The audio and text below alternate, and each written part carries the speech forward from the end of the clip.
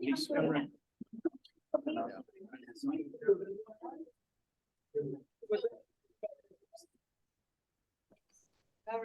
like a driver's license. Okay. That's good. So,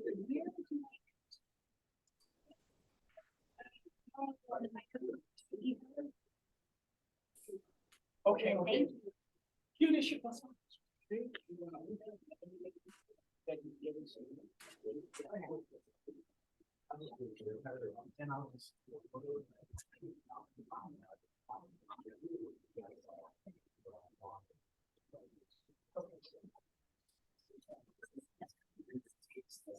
Hello, Mark. Can you see everybody in the room all right? I can see and I can hear a voice now clearly. Yes.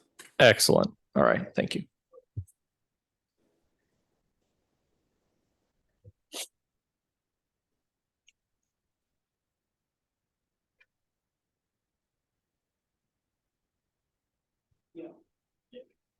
Hey, Lauren, how are you? Good, how are you? Good, good, good. You're over here. Prepared. Yeah.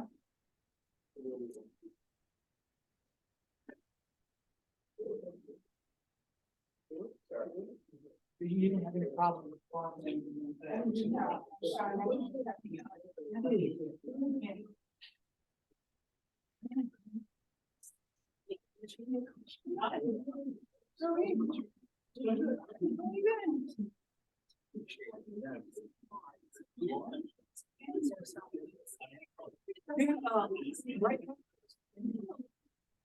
Sit back in.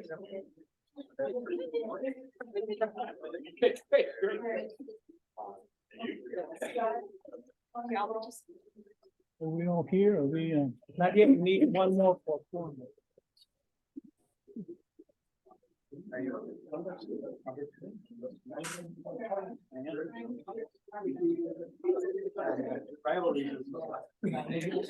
We're all still. Exactly. Yeah, exactly. Friendly competition. Still happy. Yeah. Yeah, we can never just. We want something. Right. No.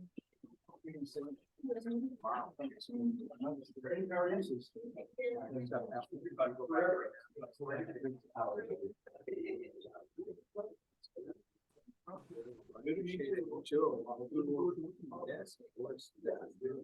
This is congratulations. Thank you.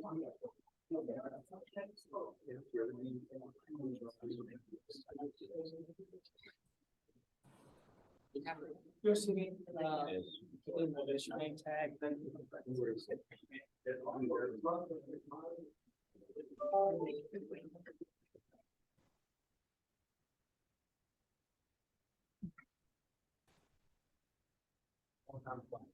Hi, Nice to meet nice to meet you. We did think that. Wonka, I'm actually going to nominate you to serve on the subcommittee, so Oh, okay, so. just be prepared.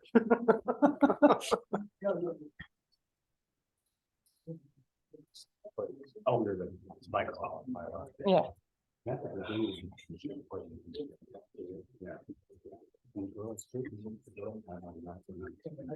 Thank you.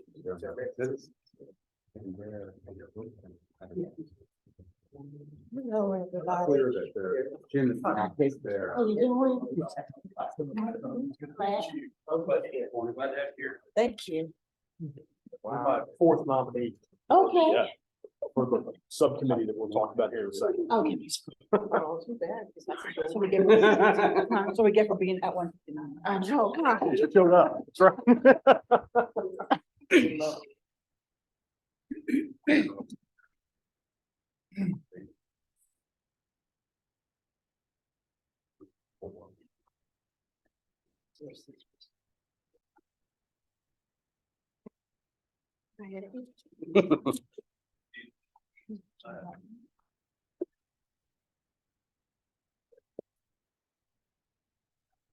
Kelvin, are we good to start? Or Yes, we can start. We can start. It is 2:00. So thank you all for being here. I appreciate everybody making the meeting. It seems like a long time ago that we actually sat in this room. So it's nice to have everybody here. To start off with, I'd just like to go around and let everybody introduce themselves, say who you're with, and sentence or two about yourself. Blanca, why don't you start? Hi, I'm Blanca Flores, and I'm Deputy Assistant Commissioner at HHSC for purchasing goods. I've been there about 29 years. Oh, gosh. So you're new. Yeah. Good afternoon, everybody. I'm grateful to be here. Thank you so much for having me. I am Monica Mishaw. I am the CRP for Horizon Vocational Services in Beaumont, Texas. And we've been around about 21 years. Nice to have you. Lee's Hill City, Texas Lighthouse for the Blind, located in Tyler, Texas. VP of Sales and Business Development at a company 3. Thanks, 18 years. Clyde Allen, I'm with Lighthouse for the Blind in Fort Worth, Chairman of the committee. Happy to have all of you all here. Been with the Lighthouse now for 15 years. Jim Meehan, Austin Lighthouse.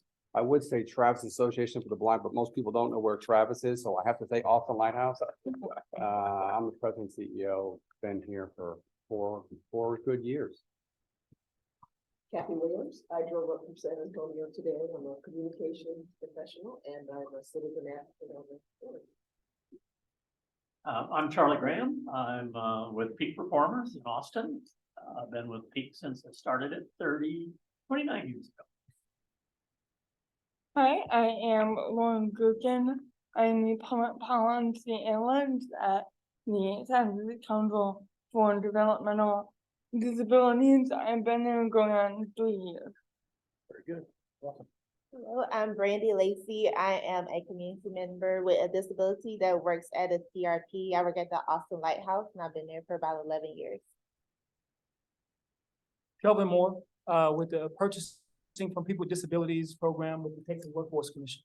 And Juan Garcia with the Purchasing from People with Disabilities. I'm fairly new, about 2 years now? Yeah. Still learning the program. Commissioner?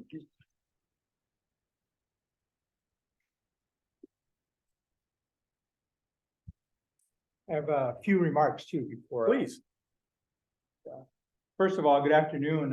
Wanted to thank all the advisory committee members for the dedication to the role that they have accepted, as well as the valued insight that y'all provide Texas Workforce Commission by serving this community.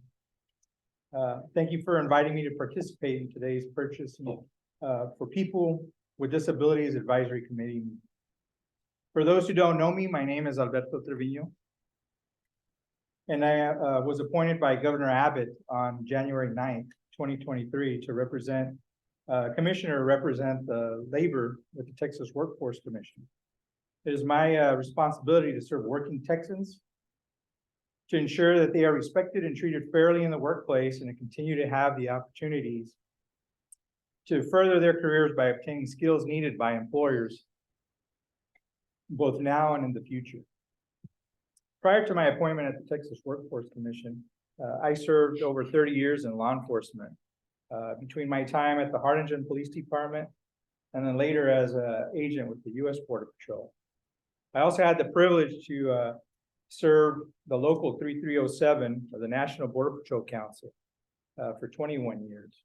And I moved up the ranks in that as the executive vice president and then finally as a national treasurer for the union. I believe that experience provides me great insight to serve the workers of Texas and the commission as the commissioner representing labor. It's been just under 2 months since my appointment, so I too am still learning many new things every day about the great work happening around the state and what TWC continues to find innovative ways to provide training resources to the working Texans and employers to grow and keep Texas as a model for the rest of the country. I'm in awe of the talent and the impact Work Wonders program has throughout the state. There are so many amazing products being made in the community rehabilitation programs, that are purchased and used by state agencies. I also commend those who are distinguished as we hire ability employers because they strive to create inclusive workplaces. Your commitment truly works wonders in meaningful ways. Thank you again for asking me to be here. I look forward to listening to your presentation. And I'd like you all to know that my door is always open and my staff are here to support you in any way that we can. Thank you. Very good. Thank you Thank you. so much for sharing. I'm gonna make a little deviation in our agenda. I'm gonna switch items 3 and 2. I think item 2 is gonna actually be taken up by hopefully the subcommittee that's created by item 3. I can't make the motion, but I'd like to nominate to have Jim, Lee, Monica, and Blanca serve with myself on a subcommittee to evaluate the metrics that we've been tasked through the statute to set forth for the evaluation of the general program. So can I have someone make a motion to that effect? So I would make a motion that we appoint an ad hoc subcommittee to review the program performance measures and provide recommendations to this committee. Thank you, Jim. I'd second that motion. Thank you, Lee. Any discussion? Did I sign up for too much? Yes, you have.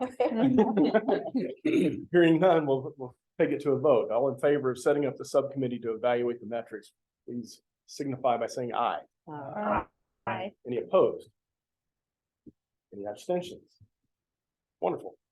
All right, then I would also then like to place what is item number 2 on our agenda as the first task for this newly formed subcommittee.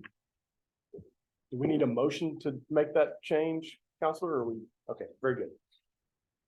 So then I would turn it over to Kelvin and Juan for their update on TWC. Okay, thank you, Mr. Chairman. Got a couple of items to brief the committee on informational in nature. As you may know, we are required by the rules to test all new products before we put them on sale through the PPD program, through the state use program. And of course, we've contracted with Texas State University to do that for us, and that has been going well. We are in the second year of that testing program, and it's going as planned. We have flexibility on products that are submitted for approval that have quality assurance testing documentation, either from the supplier or the CRP itself. So in those cases, we don't test, but in products that don't come to us for approval with that documentation, obviously we provide those to Texas State. And so, as I said, that has been going as planned. The next item involves desk reviews. We are continuing to do desk reviews of CRPs, and we're finding some areas for improvement with respect to disability assessments. As you may know, the rules now call for an independent third party, qualified third party to render those disability assessments. And we're finding some room for improvement there. We're working with WorkQuest to help us in that regard. When we go out and do desk reviews, it's not a gotcha session. It's let's see how we're doing in that respect and point out some areas for improvement and then work to solve those. The third item involves vacancies on this committee. We have 4 vacancies, and we have posted a public notice to let the public know of the vacancies. And they are 1, a CRP rep, 1, an advocate rep, one a disability rep and one a disability rep that works for a CRP. So the notice is, will continue to be posted until all of these vacancies are filled. I'm glad to report that 2 weeks into the posting, we've gotten about 8 applications. So I think we're making good progress there. And the last item involves reappointments to the committees. We will be taking before the commission a discussion paper and an action item at the March 28th meeting, commission meeting, to recommend the reappointment of Mr. James Meehan and Ms. Monica Mitchell to for a second 4-year term on the committee. And that term will end on February 2027, 4 years from the date of reappointment. So those are the items that I wanted to bring you up to speed on. Monica, did you have a question? Oh, I was just gonna ask him to, he named 4, the vacancies. I was just going to write them down. I got the CRP and the disability rep. Yes, they are a CRP rep, Uh-huh. an advocate rep, a disability rep, and a disability rep working for a CRP. Okay, thank you. Kelvin, any update? Yeah, well, just to let you guys know, also, since the last time we met, we have 2 new members, and that's, Miss Monica, with Miss Blanca Flores and, Miss Laura Gherkin. I'd like to welcome you guys to the committee, and, we'll appreciate your interest. I'm so happy to have y'all here. Any further update, Lauren? That's it from us. Okay, terrific. So hopefully everybody knows Fred Weber. If you don't, this is Fred Weber, president of WorkQuest. Fred, you want to introduce your team that's here as well? Sure. In the corner is Ray Zaman. Ray handles our products development, and we have Roxy Van Loo, who's our state sales manager, oversees all of our state agencies.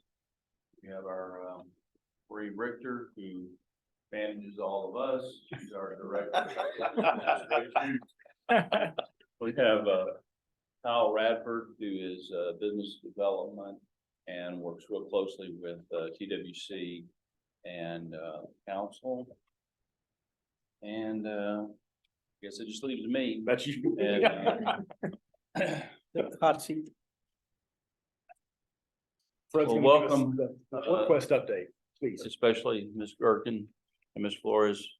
Glad to have you on the committee.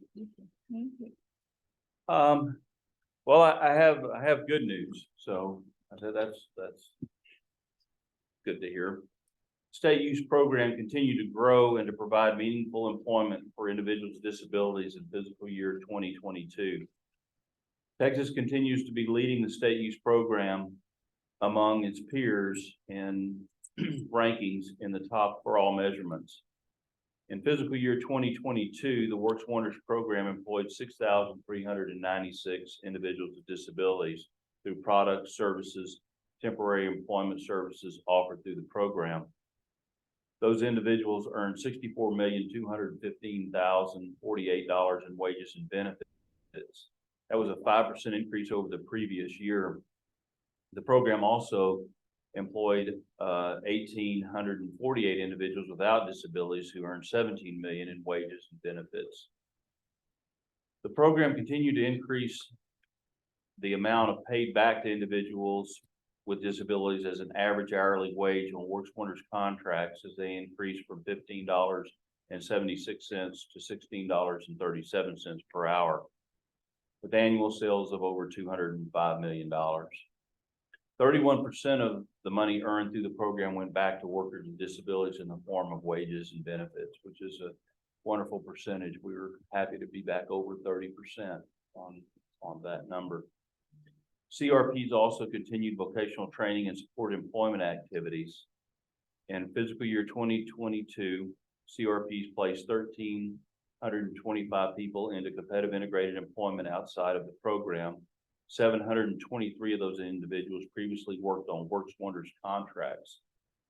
Individuals also experience upward mobility in the program, with 284 employees with disability promoted within the CRPs. 182 of those employees worked on Works Wonders contracts. The program has completed phasing out the use of sub-minimum wage on Works Wonders contracts. By the end of FY 22, only 35 program workers were paid less than minimum wage. This was down from 72 in the previous year. The final CRP paying less than minimum wage completed implementation of their transition and retention plan just after the close of the fiscal year, and now all program wages are at least federal minimum wage, with the payment of sub-minimum wage being phased out. Very good. Yes. That is my report, Mr. Chairman. Thank you, Fred. You're welcome. Any questions for Fred? I have a question for Juan. The makeup of the committee, you're asking for, you have vacancies in 4 different areas. Yes, sir. Who sets what the areas need to be? The rules are specific about the membership. There should be 13 members on the committee. 4 should be from CRPs that participate in the program, and 4 representatives from organizations that advocate for persons with disabilities. The executive commissioner of the Texas Health and Human Services Commission, or their designate. 4 persons with disabilities, of whom 2 are employed by CRPs, and 2 that are not. So that makes up the membership. Thank you. Where I was going with that is, so if this is a state use program, having more state awareness or more state employee participation, would that help us further our goals of improving compliance or penetration in products and services to state government agencies? If we had more state people, they would have a better understanding of the intent and the goals of this committee. More state people serving on the committee. So Blanca is HHSC. And so she has a much better understanding of how we can help her achieve her goals. If we had other similar large state agency representation, then we would further the goal of increasing the awareness of the benefits and the value of the program. That's, I think, the thrust of it's a comment more than it is a question. So, yeah, but the rules are very specific, and to go in a different direction would require a rules. I get you. So Jim, maybe to also answer that, the statute is very clear about the intent and purpose of the advisory committee. And the one is the performance for the goals of the program administered under the program. That's number 1. And 2 is the criteria for certifying community rehabilitation programs for participation in the program administered under the chapter. So by statute, that's what the advisory committee is charged with. Maybe just as maybe a little bit of history, I don't want to get too far on this, but I think when they looked at this back a while back, the main emphasis was on the percentages and the numbers and the amount specifically related to individuals with disabilities in the program. It's sort of the intent and purpose of the advisory committee, as I understand it. Greg, can you talk maybe a little bit about what WorkQuest does in the way that you guys go out and train and talk with state agency executives, your efforts on behalf of our whole with Roxy, as I pointed out, our sales team, we call them our sales team, our region managers, you know, their responsibility, we work with the CRPs and, you know, coming up, providing new ideas, products and services and such. But, you know, their first and main goal is to go out and educate the purchasers about what the program is. There's a lot of, turnover, attrition in these agencies, so they go out and explain to them what the program is, explain Chapter 122 Human Resources Code, how it affects them. We have a lot of support from the Texas Workforce Commission. We have a lot of support from the Comptroller's Office as well. And it, you know, administering the law and under the program. A lot of the education has to go into the political subdivisions and groups who don't necessarily, they have a permissive stance on the law where they can use it. And we've had a lot of success in the area of City of Houston, City of Austin, a lot of those contracts who have administered and used the state use contract to do a lot of their services that they provide in their city. So we go out and educate those. I know Ray, you know, we go out with TDCJ a lot, go out there and visit with them about products and services, and we work cooperatively with them. We just had a meeting with them a few months ago. We went down there and talked to them. So we work hand in hand with a lot of the agencies, HHSC and those groups, TWC. So I think it's our job to go out and educate them on the program. Not only do we do that, but we also provide the administration behind the work. Jim, if I can chime in, I think I feel where you're coming from, which is having more people at the table in the conversation might help develop programs more. So for me, as an example, I come in and technically I'm a state agency rep because PPD is a state agency. I also come in here as a person with a disability. So I kind of have the two hats.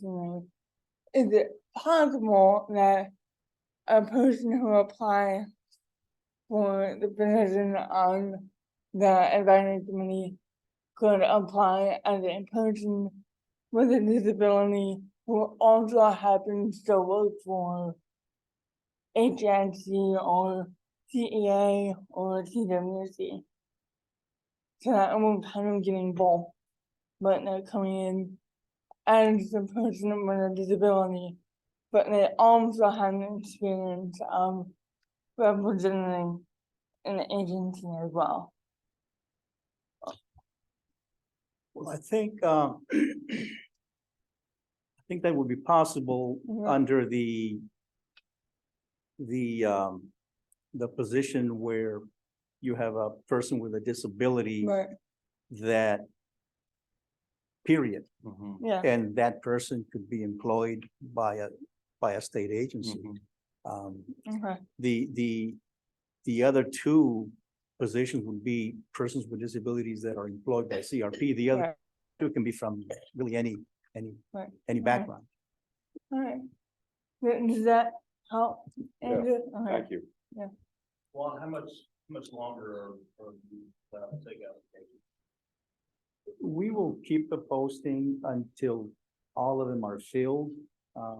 We have about 8 that have come in that are representing CRPs that are disabled working for a CRP. The one that we have not had yet an application for is an advocate, CRP advocate, or a disability advocate, sorry. That's the only one that we have not received an application for. So I'd like to move on these by the end of March, maybe sometime in April, and continue to leave it open in the event that we don't get someone from the disability advocacy area. Jim, I think that's a good comment you made, and I hadn't thought of that. That's a great idea. You know, if we can find someone that is working and indicated with a disability that works at an agency that will support, you know, and working on doing all that. It's a good idea. Thanks for that. Huh? Thanks for that. Yeah, well, Yeah. hadn't kind of thought about it from that angle, but that's good. Thank you. Let me point out that, when we get applications, we rank them and to ensure that we get the best, candidate.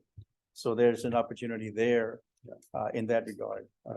So we just don't blindly, okay, take the first person. Now, when we happen to just get one candidate and we've had it open for quite a while, do we wait longer or do we move forward on that candidate? So the bottom line is that the more candidates we get for a position, the better it is for us to rank and do an assessment and then make a recommendation to the commissioners.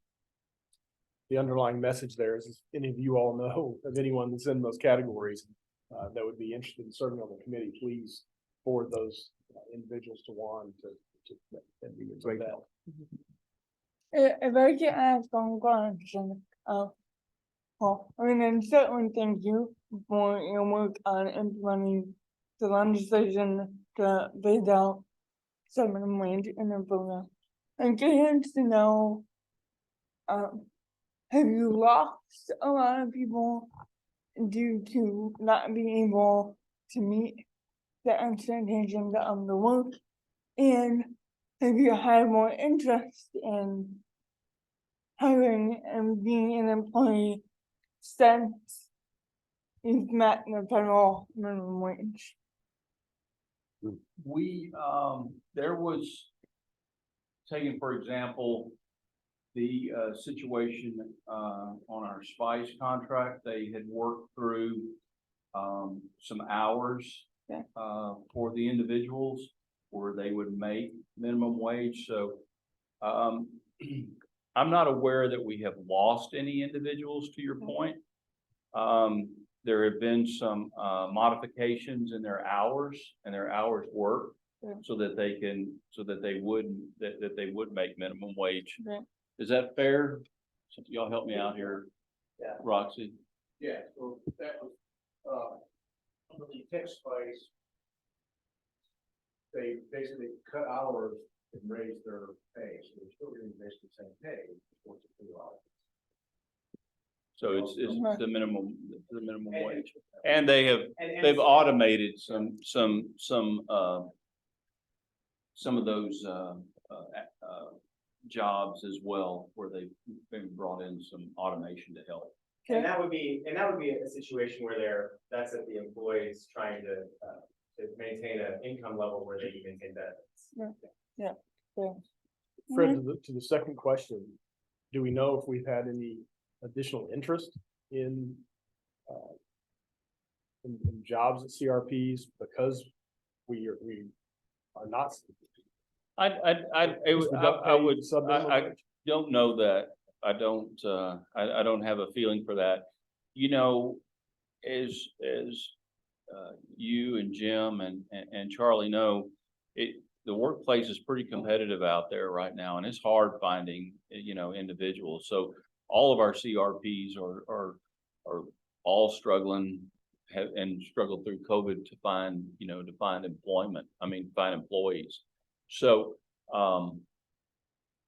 I don't know that I can't really, I don't know that I could answer that. So I think that speaks to what the commissioner was talking about, is having programs and things in place to help people learn more vocational skills, obtain academic proficiencies so that they can become competitive in wherever it is that they want to go. I don't know where they want to go. Maybe they want to stay at CRPs, maybe not. But when one goes out, somebody's got to come in and replace them. Yeah.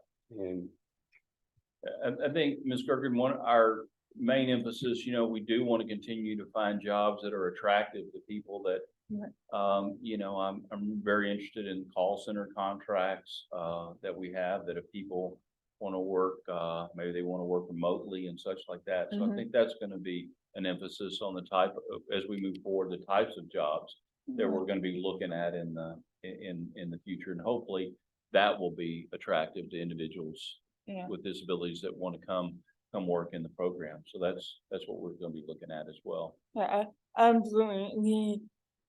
The working from home option is a great option for people with disabilities, particularly those who don't have access to Right. reliable transportation.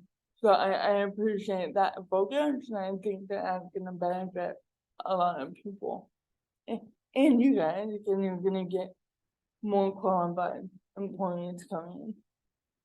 Thank you for that. Thank you. Any other questions for Fred? Thank you, Fred. Thank you. Appreciate it. We'll move on to the final, agenda item of public comment. Kelvin, do we have any? There were no any- public Any comment. public comment? No. All right, well, then we will entertain a motion to adjourn. Thank you, I'll Lee. second. Everyone in favor of adjourning? Say aye. Aye. Anyone opposed? Very good. Thank you all for being here. Appreciate the participation. Kelvin, you can check the box. We've had the meeting.